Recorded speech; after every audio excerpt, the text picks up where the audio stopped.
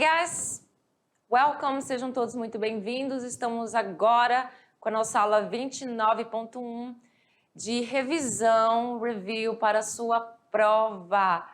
E aí a gente vai ter alguns conteúdos, vamos revisar de uma forma bem por cima, certo? E no final você vai ter seu momento aí de fazer sua prova. Eu tenho certeza que você vai se dar muito bem. Eu desejo muito luck para quem não estudou e boa prova para quem estudou. Mas antes, vamos relembrar um pouquinho do que a gente estudou durante essa Unit 2? Let's go! 29.1 e a gente viu sobre algumas situações que vão cair na nossa prova. Então, as aulas de Life Experiences, a gente viu o presente perfeito number 1, Have you ever been? A gente viu o presente perfeito number 2, We have been friends for ages. Nós vimos a questão do present perfect versus o simple past. Na aula by this time next week, I will have future perfect. A gente viu sobre o futuro perfeito. What would you have done differently? O que você teria feito diferente? É a única que eu traduzi até agora, né? Mas tudo bem. A gente viu a third conditional e I wish you were here, que a gente viu as wish sentences.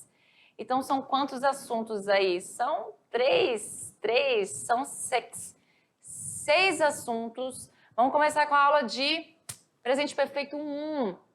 A gente viu sobre o quê? Sobre os verbos irregulares. Aliás, regulares.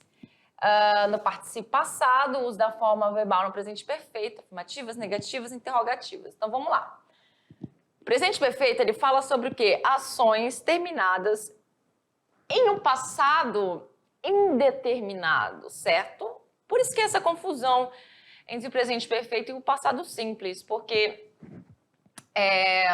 o presente perfeito, o tempo que a ação aconteceu, não é exatamente importante, apesar de você usar lá as time frequencies, as frequências de tempo e tudo mais, você tem que estar ligado que o tempo que aconteceu não é importante, até porque as ações que a gente vai usar o presente perfeito, elas têm importância, elas podem ter começado lá no passado, sim, começam no passado, elas têm uma certa importância no presente, certo? Olha só essa frase aqui. I have never lived in a big city. Eu nunca morei numa cidade grande. I have never. Aqui eu optei por usar o meu never, que é a mesma coisa que não, tá? Só que aqui o never é uma negação, obviamente. Não é exatamente igual, não. Eu, na verdade, quando falo never, eu quero dizer nunca. Isso nunca aconteceu. Claro que não pode não acontecer, vai acontecer. Aliás, não é que vai acontecer, pode acontecer. Só que eu quero especificar aqui que isso nunca aconteceu comigo, né? Eu nunca tive essa experiência, porque a gente está falando aqui de experiência de vida.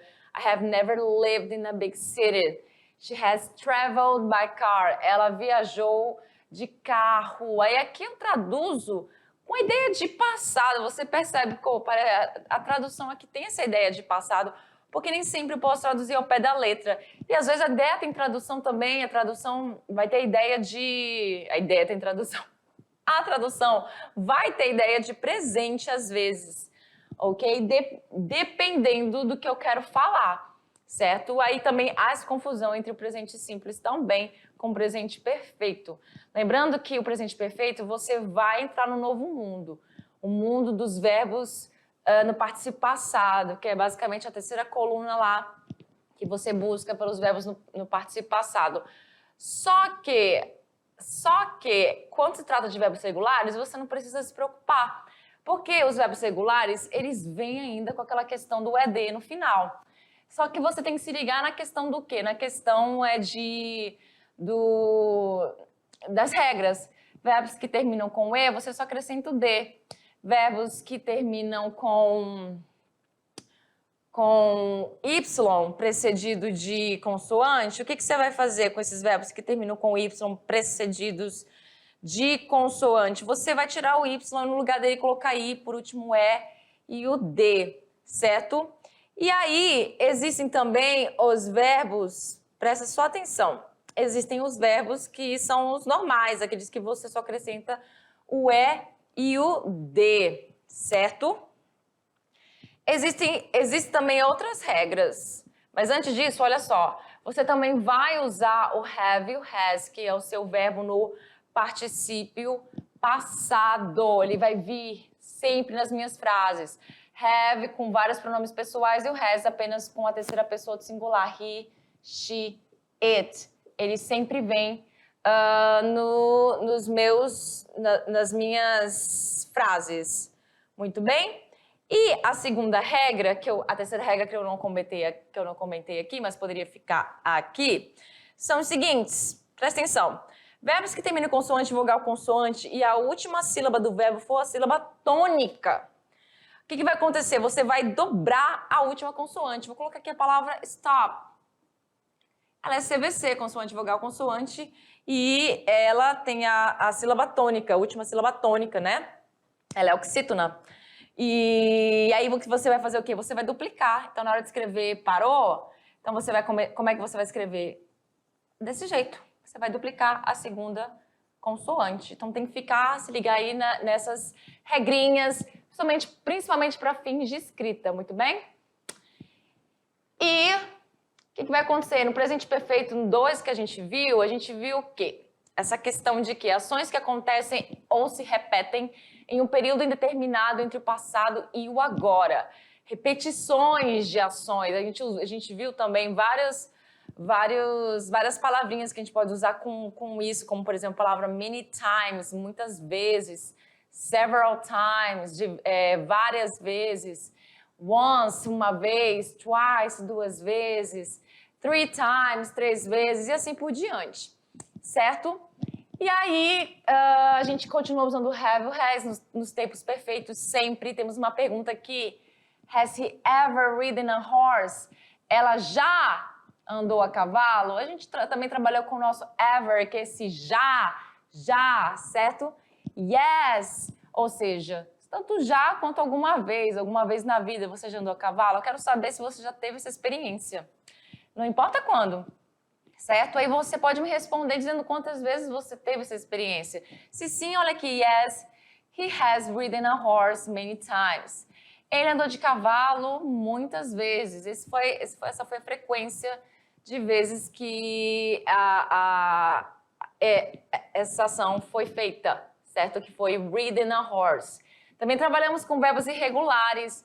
Lembrando que os irregulares, a gente não tem como a gente saber qual é o irregular dele, tem que ir lá atrás na tabela, tem que ver a tabela, certo? Então, o verbo to be fica been, o verbo go, gone, o verbo ride fica ridden. E isso não é regra, não é que nem questão do ED no final, certo? Não tem muito o que falar dos verbos irregulares, porque eles vão mudando. Alguns mudam um pouco, alguns nem mudam, outros mudam só mesmo a pronúncia, mas presta atenção. Você tem que prestar atenção e ir atrás desses verbos para você se familiarizar muito mais. Tudo bem? Nós tivemos a aula aí do passado determinado e indeterminado, certo? Essa diferença entre o simple past e o present perfect. Simple past é uma ação concluída no passado, acabou, já era, já foi. Temos essas palavrinhas que usamos com o simple past. Yesterday, ontem, last week, semana passada, 2 days ago, 2 dias atrás, etc. E o presente perfeito você já sabe, ação que iniciou no passado e se estende até agora, vem ocorrendo recentemente ou acabou de ocorrer. A gente viu com essa ideia, porque o presente perfeito tem várias ideias, a gente viu também essa ideia de presente perfeito. E a gente pode usar as palavrinhas today, hoje, this year, este ano, this week, esta semana. A gente também pode usar algumas palavras que a gente usa com simple past, porém tem que vir com outras antes para poder ser usado com um presente perfeito. Porque a gente não usa tempo específico no presente perfeito. Então, quando a gente fala sobre hoje, o meu hoje não acabou, certo? A ideia aqui é que hoje ainda não acabou. I have... Eu posso falar aqui uma frase. Não temos nenhum exemplo. Temos aqui, ó. Eu ia falar a frase, mas temos exemplos aqui. Presente perfeito, passado simples, a diferença entre eles. Olha só. I have played soccer for 5 years. 5 years. Eu joguei futebol por 5 anos. Por 5 anos, certo? Essa ação, ela se findou, mas eu joguei por 5 anos. I played soccer for 2 years. Eu joguei futebol por 2 anos. I haven't played soccer since last year. Eu não joguei futebol desde o ano passado. Aliás, desculpa. Eu não jogo futebol desde o ano passado. Desde o ano passado essa ação não acontece. I didn't play soccer yesterday. Eu não joguei futebol ontem. How long have you played soccer? Há quanto tempo você joga futebol? What did you do yesterday? O que você fez ontem? O que você fez ontem? Então perceba que a minha tradução, ela vai no presente perfeito, ela vai se adaptando. Essa aqui, I have played soccer for 5 years. Eu posso traduzir, eu joguei futebol por 5 anos. Ou então, eu jogo futebol há 5 anos. Ficaria até melhor, na verdade, eu falar assim, I've played soccer for 5 years, para fazer esse contraste aqui com o passado simples, certo? Eu jogo futebol há 5 anos, porque a palavra for é tanto a, faz, por, tá entendendo? Isso vai depender de como você vai utilizar. Então, para fazer o contraste aqui, é interessante eu falar, eu jogo futebol há 5 anos e eu joguei futebol por 2 anos. E essa ação foi findada. Muito bem, agora sim. Agora tá corretinho. E olha aí, a gente viu sobre o futuro perfeito também. O futuro perfeito ele é mais simples, mais prático. O futuro perfeito fala sobre ações que serão completadas em um certo período no futuro. Completadas em um certo período lá no futuro. E aí você vai precisar da estrutura de will have, que ela é fixa. O resto você não vai mais utilizar aqui. O will have é fixo para todo mundo, mas o participo passado do verbo principal tem que vir o participo passado. Se for regular, coloque ED. Se não for regular, você vai ter que procurar saber como é que é o participo passado desse verbo, certo? Temos os exemplos aqui. By, que é uma palavra muito usada com o futuro perfeito, né, que é uma preposição. By 2022, posso colocar 2022, she will have graduate from college. Então, até 2022, ela terá se formado na faculdade. Até 2022, eu coloco um tempo lá no futuro e eu imagino que essa ação terá se findado lá em 2022. Ela começou em um certo período no passado, só que ela só vai ter o fechamento dela, aqui nesse caso, nesse exemplo, lá em 2022, by 2022, certo? 2022 ficaria melhor. Ai, sinceramente, esse meu 2 tá horrível. Temos a próxima, que é a nossa aula sobre o quê? De sentença condicional, third conditional. Vamos que o tempo tá acabando, eu tenho mais uma outra aula para falar. É uma condição impossível, hipotética e real no passado, certo? Expressar arrependimento. E aí você tem a receita do bolo, que é if, que é a palavrinha de ordem se, sempre vem na sua if clause, mas na oração com a if clause vem o passado perfeito, ou seja, o had mais o verbo no participo passado, e depois vem a oração principal com would have, que é teria, mais o verbo no participo passado. Ou então você usa could have ou might have, que tem a ideia de poderia. Poderia, os dois. Olha um exemplo. If you hadn't studied hard, se você não tivesse estudado bastante na escola, in school, qual seria o resultado disso na oração principal com would have, que aqui no caso está na negação, está contraído? You wouldn't have gone to college.